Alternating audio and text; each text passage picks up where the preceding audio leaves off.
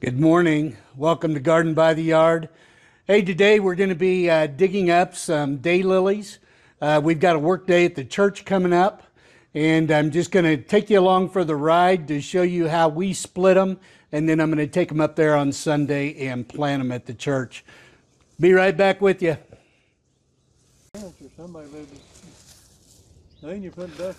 This is the flower bed that we're going to be digging in. Guys, this is a ball of daylilies that we're getting ready to separate. And Luanne's going to turn this thing over. Flip that over and show them the roots on this thing. Oh my goodness. So we're going to take a knife and we're going to start separating these bulbs. I'll be right back with you. This is the second daylily bed that I'm going to start digging up. I've got my mother and father-in-law here today. And she is over there separating that big ball that I just showed you. What is happening with these bulbs? Susan, my wife, is running the camera right now. Come on in here, Susan. These are the bulbs of the daylilies. And you want to be very, very gentle with them. I'm learning. My mother-in-law is showing me how to do this. And you just very easily separate the bulbs. And now you have separate plants, and there's many plants in here, but you want to leave 2 or 3 of them in there so you get a good start. And this is the bed that I'm working in right here. This is what we are having to split, and they don't want to come apart very easily. My mother-in-law is putting this plant into a 5-gallon bucket of water to try to get some of the dirt off of the roots. Once you get this thing unlocked, you can start to separate it, but I have let this bed go way too long, over 3 years before I did any separation at all, and now it becomes a headache.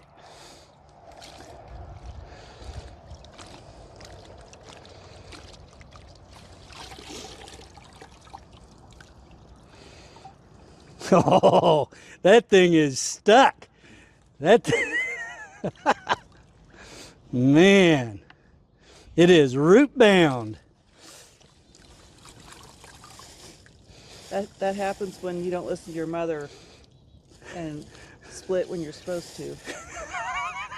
All right, we'll come back. Well, our daylily adventure has come to an end. We have got them separated and into buckets to take to the church for the workday. But I want to show you the bed and what they look like. I'm going to put some real light, slow release fertilizer into the beds. It's a 4-4-4, but let me show you the beds.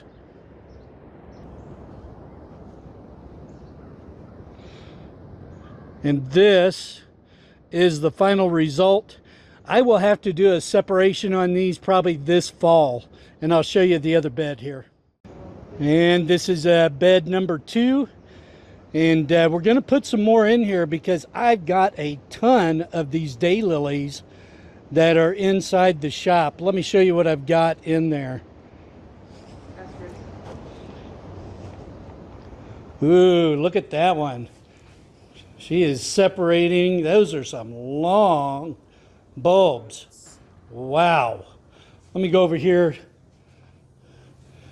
So we got to separate it by color into the bags, and we put a little bit of water in there, and it's Wednesday today, and we're not going to replant them until Sunday. Hey, to my Aunt Patty, I'm wondering if you want some of these bulbs, and to my mom and my sisters, hey, let me know if you want some of these bulbs because I've got a bunch.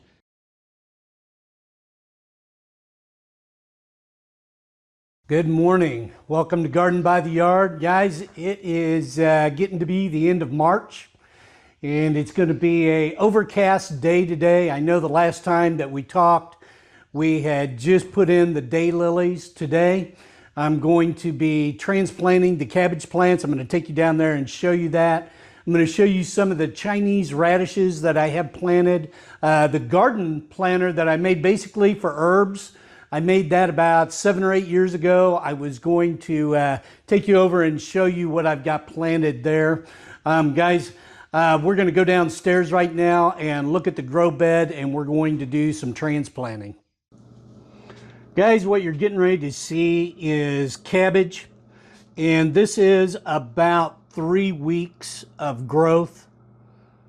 And I come down here and I water probably every 5 to 7 days, and I water from the bottom. I just lift up on the tray and pour the water in. Now these lavender seeds here on the end, I don't know if I even have any sprouts. We'll take a look here. I don't see any yet, but you know, these are slow going. It's been 11, 12 days. Should be seeing something before too long. I'm going to get these trays out of here, and we're going to transplant these cabbage plants over into 4-inch pots. This one right here definitely doesn't look as good as the others. I think that's the one I'm going to give to my buddy. Hey Mike, I hope you heard that. Let's get upstairs and get these transplanted. Well, good morning again. I don't know if I said in the last clip, and my name's Richard. Channel is Garden by the Yard. I wanted to bring you down here and show you the grow bed and the cabbage that I put in about 3 weeks ago, and just give you an idea of the growth rate that I got. We're going to be taking these plants out and putting them into 4-inch pots. I need to start hardening them off because I've got to get them out in the garden within about 7 to 10 days. I've got to get the tomatoes planted and the pepper plants planted. On the end, I've got some lavender here, and I'll get you a shot of that. And if you're interested in how I built this grow bed, I will put a video link at the end of this video. I put out a video and just kind of detailed how the grow bed was built. Guys, let me get these plants up there and we'll get them in a 4-inch pot. Well guys, I got the plants up here. We're going to be putting the cabbage into the 4-inch pots. But before I do that, I've got to be able to mix up some soil to go into those 4-inch pots. It's just going to be a simple mix, and I'll take you along, show you my recipe. It's pretty simple, so let me get to it. Just going to be using some cheap topsoil. For some reason, the big box store was out of manure, so I'm going to have to be using some granular fertilizer, and I'm just going to put 1 bag in. I found that if I do 2 bags at a time, I just don't get it mixed up as well. I know it's a time saver, but 1 bag at a time, and then I put it into the pots.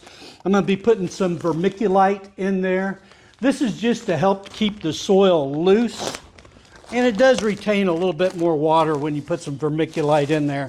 And this is 2 quarts that I'm putting in. If I can get it out of there. There we go. I had it in 2 bags, of course.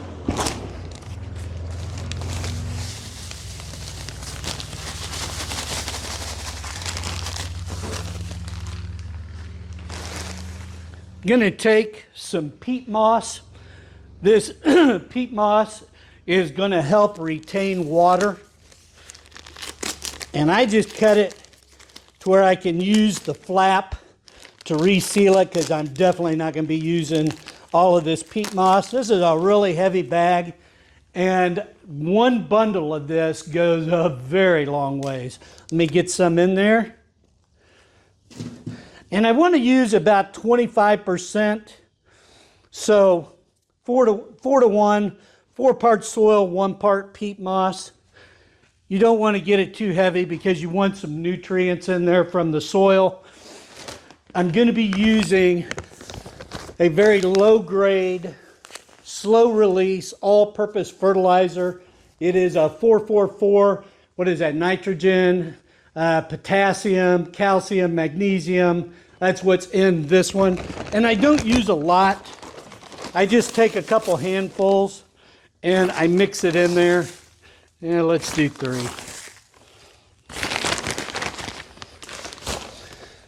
And then I just take a garden hoe and I treat it like concrete. Just get it good and mixed up. And what we're going to do, once we get this mixed up, is we're going to go ahead and moisten it.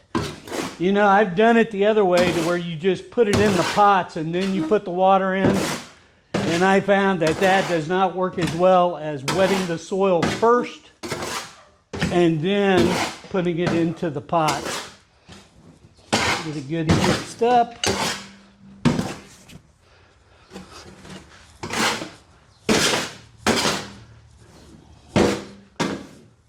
Okay. Let me go get some water and we will get that dampened.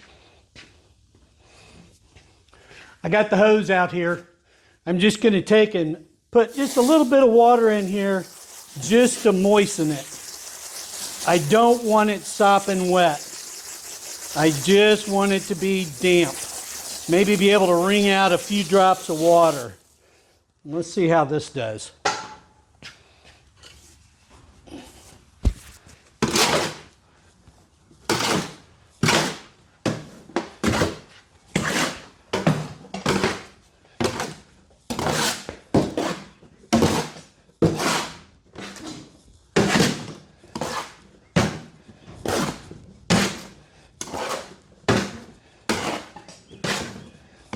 I usually try to let it set for about 5 minutes. That way it gives it time to really absorb into the soil. And let's see how that did. Okay, it does come together. I'm not getting any drops out of it. You know, that's probably a little dry, but I'm going to go with that. So let's get it over there and get it into the 4-inch pots.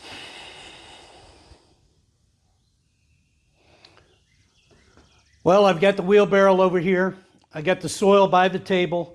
I'm going to take these 4-inch pots and I am going to fill them, if I can get them apart, with soil. Put them into a holding tray.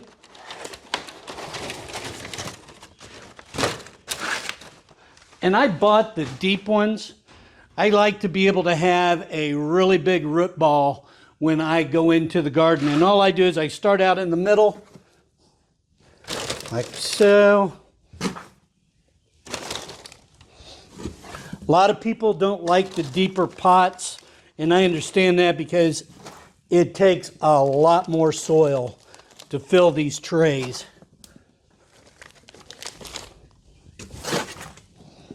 And these are the cheaper 4-inch pots. They're basically one and done. I got a stack of singles that I've used over the years if I don't destroy them when I'm planting them into the garden. What I like to do is I like to get them leveled off, and then I just take my hand and I lightly press. We're not trying to make a brick. We're just trying to get it to where the soil is nice and tight. And the reason I'm doing that is I water from the bottom and I want it to wick up. I want the water to come from the bottom to the top and just kind of push it down. And I don't put any more soil in yet. What I'm going to do is I'm going to get these pots, the plants, into the pot, and then I'm going to add the soil as I need. And I use a fork to get them out of the 10-20 trays and just transplant them over into the 4-inch pots. Let me go get my fork. I'll be right back and we'll get these plants in here. So I had to go into the house and I had to get me a fork. Now I am sure Susan, my wife, thinks highly of me. But you know, after, I think I've been married 32 years. After 32 years, she just shrugs. Anyway, I take the fork, and what I'm trying to do is I don't want to damage the roots. Okay, the roots is what is everything. I can damage a leaf, but you don't want to damage the roots. And this first one is a baby. I think we're going to set him to the side for right now. And we're going to grab this second one. And what I do is I just make a spot for him, like so. And then I grab a little soil and I tuck him in. And I don't want it compacted real tight. I just want it pressed down firmly. Just kind of give him a little snug in the rug and the bug. There we go. And then I just grab a second one and I continue this process until all the plants are put to bed. And get this. Well, you get the idea. I'm not going to bore you to death and make you watch me putting all these plants into these 4-inch pots. I'll be right back with you as soon as I get this done. Before I take these downstairs, I just wanted to give you a close-up because you're not going to be able to see them once I get them into the grow bed. Now, I only put 5 trays separated into 4-inch pots. One of my friends asked me to grow him some cabbage starts, and this tray of 72 is going to go to him. And we're just going to pick these things up and carry them downstairs. Well, I got them carried downstairs. I'm going to give you a close-up shot because they don't look really good right now, but I can tell you that within a couple days they're going to spring back. I thought I would show you how I water, and that'll kind of give you an idea of what I feed them and how I go about putting it in the 10-20 tray. Give me just a minute to get set up.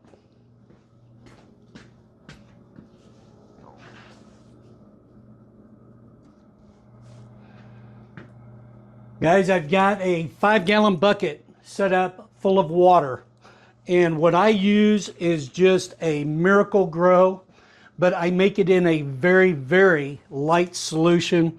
So 5 gallons of water, I take 1 level scoop of the Miracle Grow and put it in, and I just give it a mix. The reason why you want such a light solution, as you saw before when I was mixing up the soil, I put in some 444 very light fertilizer, slow release, and I'm scared if I make this too strong, like what the directions say, that I'm going to burn these plants, and that's the last thing that I want. They've got fertilizer in the soil, and they're going to have a very light fertilizer solution with the Miracle Grow. Let me get this set up to where I can get the water into the trays. Well, we're going to get some water in these plants. By the way, does anybody know why the scarecrow won an award? Anybody? Because he was outstanding in his field. It's the best I got. So I just take a mason jar. I think this one's an Atlas. I literally have like 900 mason jars. It takes a lot of jars to feed yourself out of a garden. And Lord knows I have not even come close to filling those jars. So I just fill up my mason jar, pull out my tray, and pop it up. And if it's completely dry, it normally takes about 3 of these. But this one, we're going to do 2. And the ones that we just transplanted are going to take 3. So 1, 2, and 3. Now that will bring the water up to the top. It will wick from the bottom and come up to the top. And this also keeps the mold and the fungus from forming on the top. And normally about every 5 to 7 days, I have to come down here and re-water. These plants in a couple of days will start springing back to life. At that point, I'm going to take them outside. The first time I take them outside, they're only going to be out in the sun and the wind for about 2 hours. They'll wilt back down. I'll bring them down here. By the next morning, they will have sprung back up to life. I'll take them back outside another 2 hours. After I do that for a couple of days, on the 3rd day, I leave them out there for 4 to 6 hours or until they're really wilted down. Bring them back in. I'm hoping to have these in the ground either by next weekend or the following Wednesday. So 7 to 10 days from now, I'm hoping to have these in the garden, and we'll start planting some tomato plants and some pepper plants. I'm going to take you upstairs out on the deck, and I built a herb container, and right now I'm using it for Chinese radishes, and I will give you let you see that. Give me just a minute to get up there. Well, let me show you this container that I built. I've also got some dill started right here. I don't know if you can pick that up on the camera or not. I put 2 pots worth of dill just in case I'm successful with some cucumbers this year. But this right here, that is about 7 years old, and it's really held up. I've been surprised. And it's just a 55-gallon barrel that I cut notches into and then took a heat gun and formed it to where the plants come out the side. And in the top of it, I have got Chinese radishes planted there. And then I've also got some Chinese radishes planted in this separate container. This middle tube, you take the top off right there, and you can put your kitchen scraps, no meat of course, but you can put your kitchen scraps in there. And then at the very bottom of it, let me see if I can get you a good picture of this. That unscrews, and you just dump the compost right out, and you can put it right back into the top here. And it works out really good. And everything that I have put in here has grown really well. Strawberries, you know, they grew, but they just couldn't spread real effectively. But when they did grow, I got some really good strawberries out of them. Guys, that is the container right there. Let me get this camera flipped back around. Well, friends and family, that's going to do it for this go around.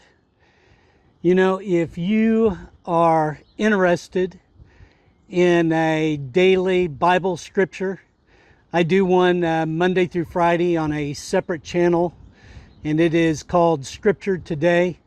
Usually a 5 to 7 minute video. Sometimes I go long in the tooth and it's 10 minutes, but usually very short, and it has a Bible scripture in it. I try to go book to book to book instead of just randomly picking out a individual scripture every day.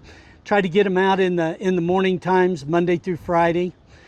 Guys, if you have any comments, please put them below. I will get to them just as soon as I can. I'm going to be trying to put out a video every week, once a week, as I go through the gardening season. And if you're interested in this kind of content, you know, subscribe below. But until then, may God bless you. May God bless your family.